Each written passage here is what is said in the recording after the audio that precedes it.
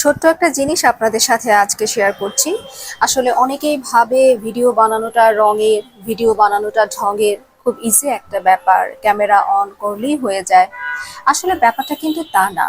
একটা মোটামুটি ভালো ভিডিও বানানোর পেছনে অনেক গল্প থাকে, অনেক কষ্ট থাকে, অনেক শ্রম থাকে, অনেক স্যাক্রিফাইস থাকে। এর জন্য আসলে একটু দেখাচ্ছি। কিছুক্ষণ আগে একটা ছোট্ট একটা ভিডিও শুট করেছি আর কিছু ছবি তুলেছি। সকালবেলা আমার ব্রেকফাস্টের প্লেটারটা সুন্দর করে সাজিয়ে এনে, যেহেতু শীত চলে আসছে, মোটামুটি কি সুন্দর একটা রোদ দেখুন।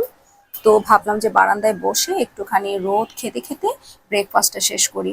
তো মোটামুটি শেষের দিকে তো দেখুন, এই যে আসলে গাছটা, আমি যখন আসলে আমার একটা প্রবলেম, যে কোনো কিছু করতে গেলে খুব পারফেক্টলি করার চেষ্টা করি আর কি, যতটুকু পারি।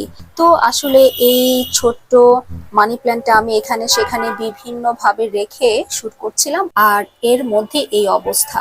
খুব সুন্দর একটা গাছ, এটাকে সকাল বিকাল শাওয়ার করাতে হতো, পানি চেঞ্জ করতে হতো।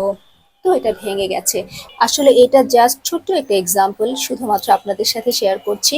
আমার ভিডিও বানাতে গিয়ে কত পছন্দের জিনিস যে ভেঙে গেছে, নষ্ট হয়ে গেছে।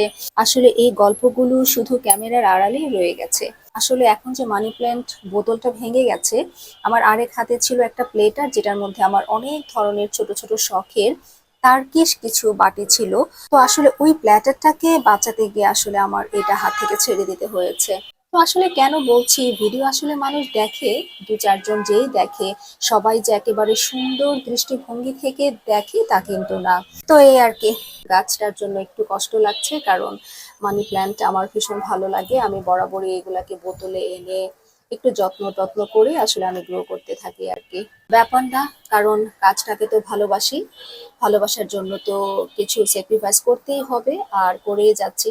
মানুষ কত কথা বলে, তাই হজম করে যায়, আর এটা তো ছোট্ট একটা ব্যাপার। সবাই অনেক ভালো থাকবে।